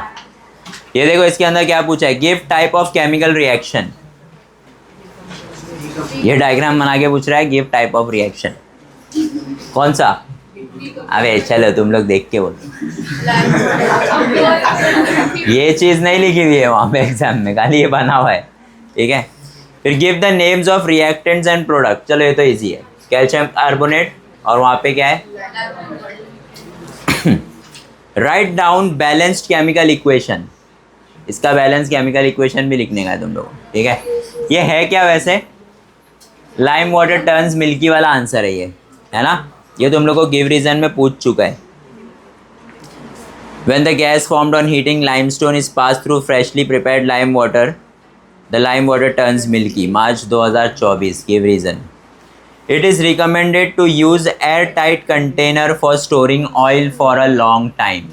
ये भी इम्पॉर्टेंट है, ठीक है। मार्च 2022 का क्वेश्चन है। फिर फरवरी में क्या पूछा था, What is done to prevent rusting of iron door for your house? क्या करने का, कलर कर देने का, हाँ जो भी कोटिंग है तुम्हारी। What is meant by decomposition reaction? Write the chemical reaction of decomposition of sugar on heating. जो तुम लोगों को मैंने अभी बताया, जो हीट कर रहे थे ना अपन वो। फिर complete the following reaction, complete the following reaction, identify endothermic, exothermic, give the chemical reaction of the following, thermit reaction, thermit, THERMIT, thermit reaction लिख लो। थर्मिट रिएक्शन क्वेश्चन पूछा हुआ है, अबे टाइप ऑफ रिएक्शन है, मतलब कोई दो तीन केमिकल फिक्स, जैसे रस्टिंग का एक केमिकल इक्वेशन है वैसा। Burning of magnesium in air, iron nail dust is drop in aqueous solution of copper sulphate. जुलाई 25 का क्वेश्चन है ये, एकदम फ्रेश।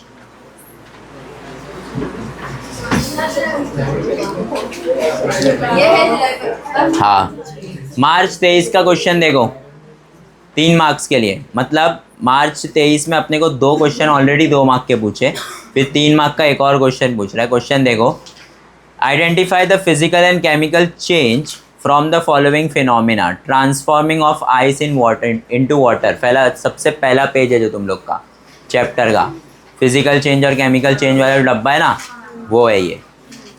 फिर ripening of fruit, milk turn into curd, evaporation of water, digestion of food in stomach, iron filing gets attracted towards the magnet. 6 पूछा है और बस तुम लोग को लिखना है कि फिजिकल चेंज है कि केमिकल चेंज। 3 मार्क का क्वेश्चन है, लेकिन ये भी रॉन्ग मिलता है। पढ़ के नहीं गए हो ना, क्वेश्चन बहुत आसान है लेकिन पढ़ के नहीं गए हो आप। और फिर बैलेंसिंग केमिकल इक्वेशन तो दिखेगा ही तुम लोगों को कल। रिएक्टिविटी सीरीज ऑफ मेटल किधर है? मेटलर्जी में ना वो, ठीक है। नेक्स्ट चैप्टर आ जाओ, चैप्टर व्हाट?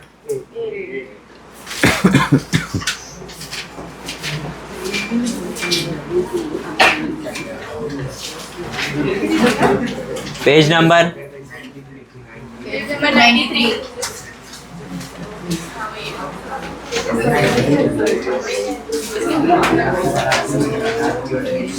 चलो शांत।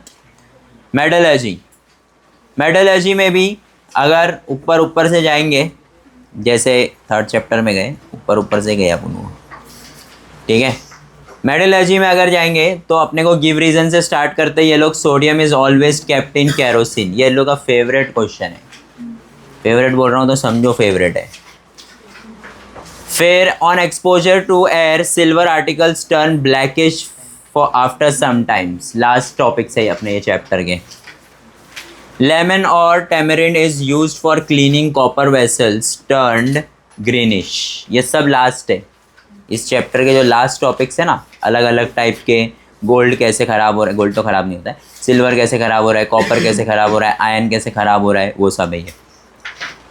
Copper vessel turns greenish and silver article turn blackish when open in for a long time, ये सारे क्वेश्चन, ठीक है। ये 4 अपने को गिव रीज़न है, जो चारों लास्ट टॉपिक्स के। अभी आते हैं अपन इसके ऊपर। मेटलर्जी में सबसे इम्पॉर्टेंट क्या है? फिजिकल प्रॉपर्टीज़ ऑफ मेटल पढ़ के जाने का, ठीक है। कड़क होता है, चमकता है, ठीक है। एक्सेप्शंस याद रखने का, कौन कौन नहीं चमकता है, वो सारी चीज़ें। फिर उसके बाद physical properties of non metal, ये इतना इंपॉर्टेंट नहीं है लेकिन रीड करके जाने का। सर इसके डिफरेंशिएट करके एक्सेप्शंस लिखना जरूरी है? एक्सेप्शंस लिखोगे तो ज़्यादा अच्छा है। डिफ्रेंशिएट में तो वैसे इतना इंपॉर्टेंट नहीं है वो, लेकिन लिखोगे तो बहुत अच्छा है। रिएक्शन ऑफ मेटल्स, ये हम लोगों का इम्पॉर्टेंट है। किस बेसिस पे वो समझ लो, रिएक्शंस पे। तुम लोगों को रिएक्शंस आने चाहिए सारे, ठीक है। इसका हो गया है क्या? हो गया है, हो गया है। Reaction of metal with water, ये सब जो डायग्राम्स है ना, ये अपने को पूछता है, ठीक है।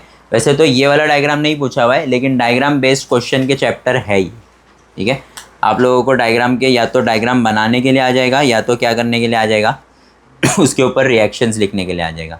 ये वाला तो नहीं पूछा है अभी तक, ठीक है। ये वाला पूछे है लेकिन। फिर इसके बाद जितने केमिकल रिएक्शंस हैं सब, ये सब जितना गया ऊपर वो सबका निचोड़ ये टेबल में, और ये टेबल तुम लोग को पूछे है, ठीक है। कब पूछे है?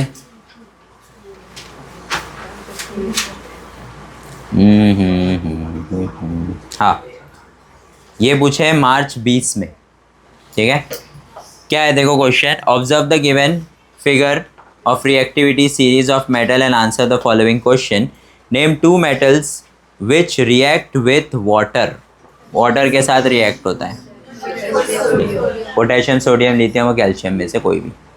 फिर उसके बाद name 2 moderately reactive metal and least reactive metal.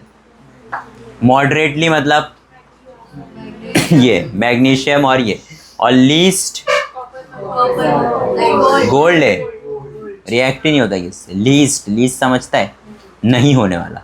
तो गोल्ड किसी से रिएक्ट होता? कभी तुम्हारा गोल्ड ऐसा सड़ा हुआ दिख रहा तुमको कि मैं रोज़ पहन रही हूँ, काला हो गया है ना? अगर काला हो रहा है शॉर्ट हो गए तुम्हारे, ठीक है। ठीक है, आगे बढ़े। क्या हुआ boys? Sorry, not relatable for you all. West Indies वाले पहनते हैं खाली।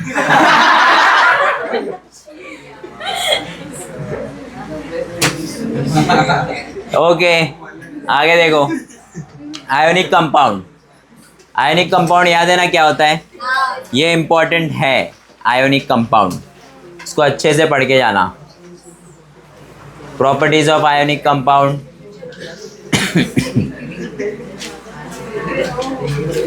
फिर उसके बाद मेटलर्जी।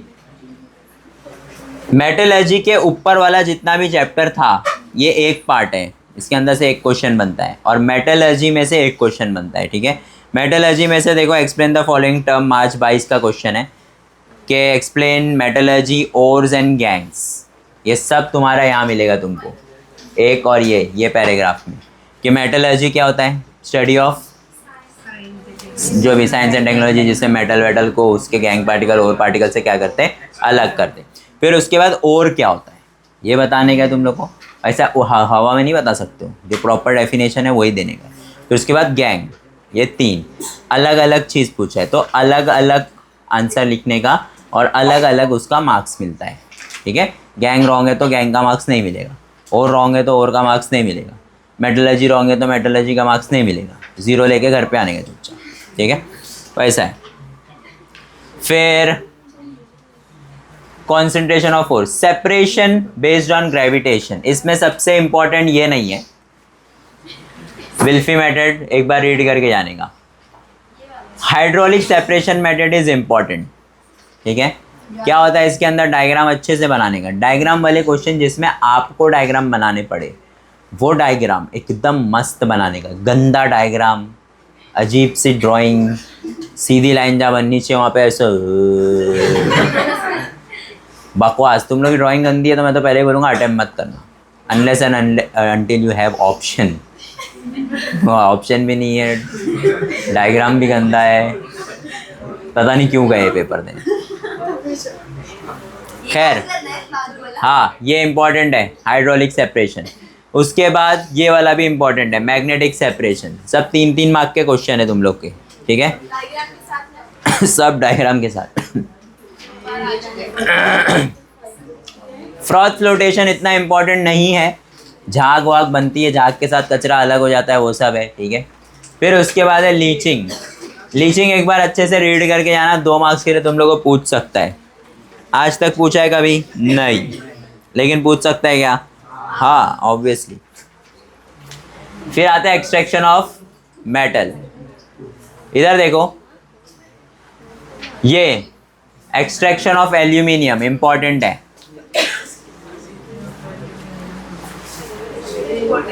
इसके अंदर क्या इंपॉर्टेंट है पता है, एक डायग्राम है, ये डायग्राम इंपॉर्टेंट है। क्वेश्चन देखोगे क्या पूछा है इसमें, डायग्राम बना के दिया हुआ था। Write the anode reaction, write the cathode reaction, what is the purpose of mixing cryolite and fluorspar with alumina in the electrolytic reduction of alumina. ये क्वेश्चन है, ठीक है। कोई लोग पहली बार ये सब वर्ड कल पढ़ेंगे, मैंने आज ही बता दिया तुम लोग, ठीक है। तो ये चीज़ इंपॉर्टेंट है, इसको अच्छे से पढ़ के जाना, और इसका जो आंसर है डाइजेस्ट में वो पढ़ के जाना, इसमें नहीं लिखा हुआ है, ठीक है। फिर बाद में चम्मच किधर है, कहाँ गया चम्मच, एनोडाइजिंग और इलेक्ट्रोप्लेटिंग वाला चम्मच। खैर उससे पहले ये इंपॉर्टेंट है, ये पूरा page, corrosion of metals. Corrosion of metal में आयरन क्या होता है, रेडिश लेयर बनाता है जिसको क्या बोलते हैं, रस्ट। कार्बन डाइऑक्साइड किसके साथ रिएक्ट होता है, कॉपर के साथ, और उसको कैसा बना देता है, greenish. This is called as what, patination. ये रस्टिंग होता है, ये क्या होता है। फिर उसके बाद on exposure to silver, silver article काला हो जाता है, किसकी वजह से, हाइड्रोजन। फिर by oxidation of aluminium, the thin layer of aluminium oxide forms on it, ठीक है। एल्यूमिनियम ऑक्साइड बन जाता है किसके ऊपर, एल्यूमिनियम के ऊपर, तो वो रस्ट हो जाए, मतलब वो कोरोड हो जाता है। ये 4 कोरोजन अच्छे से पढ़ के जाने का। फिर प्रिवेंट में जो तुम लोग बता रहे थे, जिंक लेयर और उसको क्या क्या पेंट वेंट करने का, गैल्वेनाइजिंग, टिनिंग, एनोडाइजिंग। ये चम्मच कहाँ है, ये चम्मच इंपॉर्टेंट है भाई। इलेक्ट्रोप्लेटिंग एग्जामिनेशन में पूछा हुआ है। तो ये भी सुनो, एनोडाइजिंग भी पूछा हुआ है। एनोडाइजिंग भी पूछा हुआ है, इलेक्ट्रोप्लेटिंग भी पूछा हुआ है और एलॉइंग भी पूछा हुआ है, लेकिन डायग्राम सिर्फ इलेक्ट्रोप्लेटिंग का आया है। Method of,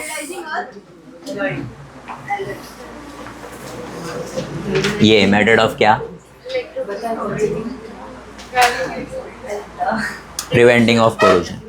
method of prevention of corrosion में तुम लोग को ये है एनोडाइजिंग, तो पूरा तुम लोग को लिखने का भी है और डायग्राम भी बनाने का है। फिर जब ये पूछे तो इसके ऊपर क्वेश्चन आया हुआ है, ठीक है, डायग्राम बेस्ड। क्या है देखो question, name the processes shown in the diagram, how does the process take place, give two example in which the process is use. 2025 का ही क्वेश्चन है ये, फेब्रुवरी, 3 मार्क का, ठीक है, ये वाला। फिर उसके बाद एलॉइंग। एलॉइंग क्या होता है, बहुत सारे मेटल को मिला के हम लोग एक नया मेटल बनाते हैं, उसको क्या बोलते हैं हम लोग, एलॉय, ठीक है। फिर खत्म हो जाएगा चैप्टर, वाह, ठीक है। चलो, कार्बन कंपाउंड में क्या करता हूँ मालूम, मैं खोलूंगा नहीं इसको, अच्छा नहीं लगता मुझे ये, ठीक है। मैं तुम लोगों को बता देता हूँ कार्बन कंपाउंड में क्या क्या पूछ सकते हैं, ठीक है। उतना पढ़ के जाना, उतना अगर आ गया तो बहुत अच्छी बात है, नहीं आया तो फिर बिंदास, ठीक है। सबसे इम्पोर्टेंट क्वेश्चन है, क्यों है इथेनॉल इम्पोर्टेंट मालूम, क्योंकि इथेनॉल गडकरी साहब मिला रहे मजबूत, ठीक है। गडकरी मालूम है ना कौन है, ट्रांसपोर्ट मिनिस्टर, ठीक है, ऑफ इंडिया। तो इथेनॉल अपन मजबूत मिला रहे, पहले अपन सिर्फ 5% मिलाते थे मनमोहन सिंह के टाइम पे, ठीक है, ताकि पेट्रोल क्या हो सके, सस्ता हो सके। अभी अपन 20% मिलाते हैं ताकि पेट्रोल और महंगा हो सके, ठीक है। 20% आप इथेनॉल मिलाओगे तो पेट्रोल में मिलावट कर रहे हो ना, तो सस्ता मिलना चाहिए। लेकिन अभी ज़्यादा इथेनॉल, जिससे गाड़ी जल्दी ख़राब भी होगी और महंगा, क्योंकि अपन इंडिया में रहते हैं और अपन कार्बन कंपाउंड नहीं पढ़ते, तो अपने को मालूम नहीं है कि ये सब क्या है। और गडकरी साहब उसका क्या उठा रहे, समझ में आया क्या। खैर, जो सच है वो सच है, वो डरते नहीं किसी के बाप से। आगे, ठीक है, ये हो गया इथेनॉल क्यों मिला रहे। इथेनॉल के क्वेश्चन, 2 क्वेश्चन है इथेनॉल के, इधर है, 2 क्वेश्चन है इथेनॉल के। In some countries ethanol is used as an additive to increase the efficient of petrol, पिछले साल का ही क्वेश्चन है। और फिर उसके बाद एक और है, इधर गया,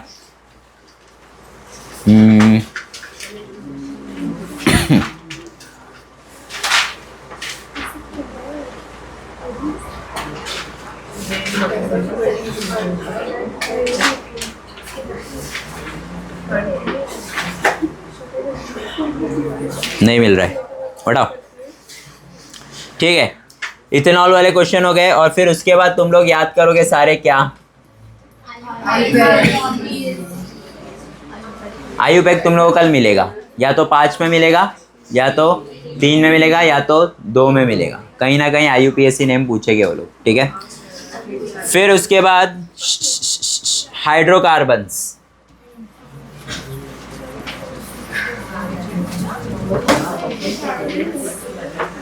क्वेश्चन देखो, define hydrocarbon, name the types of hydrocarbons, what are the uses of hydrocarbon in our daily lifes, ये सब है, ठीक है। हेलोजन फैमिली तो तुम लोगों को मैंने पढ़ने बोल दिया हूँ, हेलोजन फैमिली इंपॉर्टेंट है, ठीक है। फिर उसके बाद जो तुम्हारे टेबल्स बनते हैं, क्या बनते हैं, अच्छा ये हो गया एक बार। और फिर IUPAC नेम के साथ है ना तुम लोग को डॉट स्ट्रक्चर्स पूछते हैं, किसके, मीथेन ये सारी चीज़ों के, ठीक है। ये 4 चीज़ें, हाइड्रोकार्बन्स अच्छे से पढ़ने का, IUPAC पढ़ने का, ठीक है, इथेनॉल के बारे में पढ़ने का, और डॉट स्ट्रक्चर्स। ये 4-5 चीज़ें जो है आप मीथेन का, होमोलोगस सीरीज, हेलोजेंस लिखा मैंने, नहीं लिखा, हेलोजेंस, ये 5 टॉपिक अगर तुम कार्बन कंपाउंड में से करके चले जाओगे, इसमें से कुछ ना कुछ तो कल आ रहा है, ठीक है, तो कार्बन कंपाउंड तुम्हारा पढ़ना सफल हो जाएगा।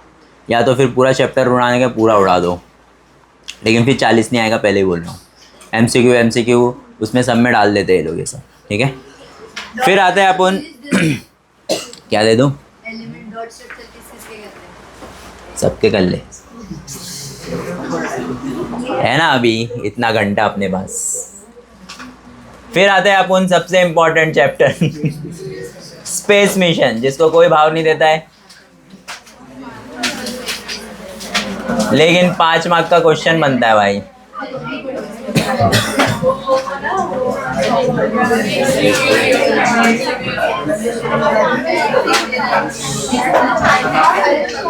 भाई इतना भगाने के बाद भी खत्म नहीं हो रहा है chapter.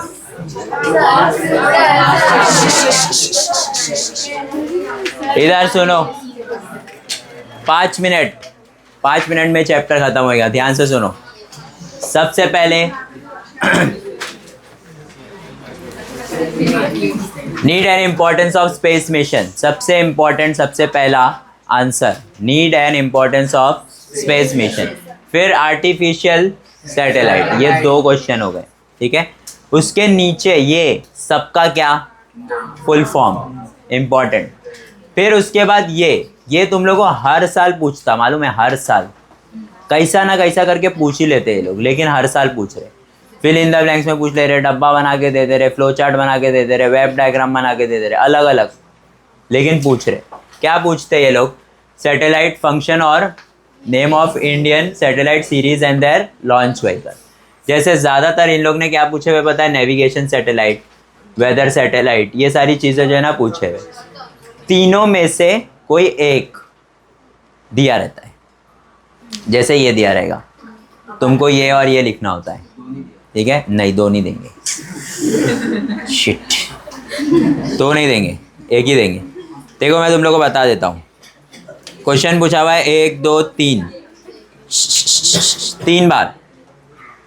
Weather study and predict, बस वेदर स्टडी एंड प्रेडिक्ट, बस इतना दिया हुआ है।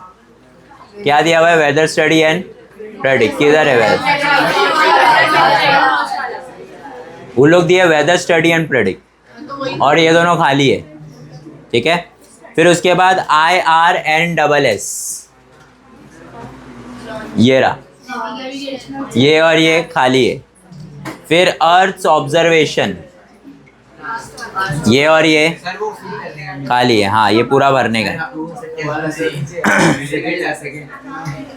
नहीं है वो कुछ भी नहीं। ये सेम टाइप के क्वेश्चन आप लोगों को 3 बार पूछे हुए, और तीनों बार 3 मार्क्स के लिए, और फरवरी 25 में भी पूछा हुआ है। हाँ हाँ, जुलाई में होता है ना। ठीक है, नेक्स्ट पे आओ। बहुत आवाज़ आ रही है मेरे को पीछे से, बहुत ज़्यादा। क्या प्रॉब्लम क्या है? देखो Ammar, orbit of artificial satellite not that important. ये VC critical velocity, critical velocity मतलब वो वेलोसिटी जिससे आपका सैटेलाइट क्या होएगा? घूमेगा और अर्थ के इन्फ्लुएंस को क्या करेगा? छोड़ेगा, उसको बोलते हैं critical velocity. High earth orbit, low earth orbit और medium earth orbit, very very very important for your 5 marks and 3 marks question, जिसके अंदर आप लोगों को क्या क्या इंपॉर्टेंट है? टाइम, डिस्टेंस और उनका छुपा हुआ नाम, जियो स्टेशनरी, जियो सिंक्रोनस, वो सब, ठीक है। मियो का ऐसा कोई नाम है नहीं, शेप इंपॉर्टेंट है बस, और लियो है। क्या पूछता है? ये अजीब सा डायग्राम, ये डायग्राम में पूछता है जो है, फिर तुम लोग उस हिसाब से क्वेश्चन पूछेगा कि भाई क्या है, कौन है, लियो का फुल फॉर्म क्या होता है, मियो का फुल फॉर्म क्या होता है, उनका डिस्टेंस कितना है, ये सारी चीज़ें, ठीक है। फिर उसके बाद बारी आती है किसकी? Satellite launch vehicle. 5 मार्क का आंसर है, एक बार बोर्ड एग्जाम में पूछा हुआ है, ठीक है पूरा। अगर नहीं भी पूछा रहेगा तो छोटे छोटे इतने क्वेश्चन है इसमें। क्या है देखो, the rocket is a type of fire cracker use in Diwali, पिछले साल का क्वेश्चन है। नेम द लॉन्चर, जो आप यूज करते हो रॉकेट उड़ाने के लिए, ठीक है, उस रॉकेट में लॉन्चर क्या होता है? वो जो डंडी है, डंडी होती है एक, जिसको आप बॉक्स में डालते हो या बॉटल में डालते हो, वो जो डंडी है वो क्या है? लॉन्चर है। क्या है वो? उसको याद रखो। ऐसे तुम लोगों को लगेगा ये कैसा जवाब है, लेकिन यही जवाब है। आगे name the law on which the